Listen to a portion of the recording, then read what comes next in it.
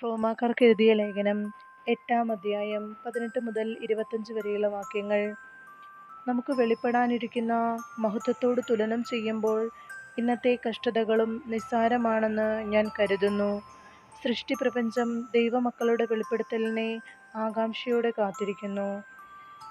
അത് വ്യർത്ഥതയ്ക്ക് അടിമപ്പെട്ടിരിക്കുന്നു, സ്വന്തം ഇഷ്ടത്താലല്ല, പ്രത്യാശ കൊടുത്ത് അതിനെ അധീനമാക്കിയവന്റെ അഭീഷ്ടപ്രകാരം. സൃഷ്ടി ജീർണതയുടെ അടിമത്തത്തിൽ നിന്ന് മോചിതമാവുകയും ദൈവമക്കളുടെ സ്വാതന്ത്ര്യം പ്രാപിക്കുകയും ചെയ്യും.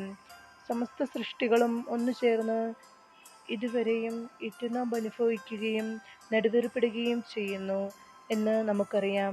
സൃഷ്ടി മാത്രമല്ല, ആത്മാവിന്റെ ആദിഫലം ലഭിച്ചിരിക്കുന്ന നാമും നമ്മുടെ ശരീരങ്ങളുടെ വീണ്ടെടുപ്പാകുന്ന പുത്രലബ്ധിയെ പ്രതീക്ഷിച്ചുകൊണ്ട് ആന്തരികമായി വിലപിക്കുന്നു.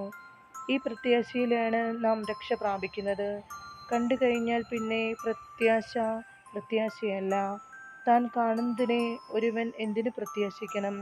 എന്നാൽ കാണാത്തതിനെയാണ് നാം പ്രത്യാശിക്കുന്നതെങ്കിൽ അതിനുവേണ്ടി നാം സ്ഥിരതയോടെ കാത്തിരിക്കും.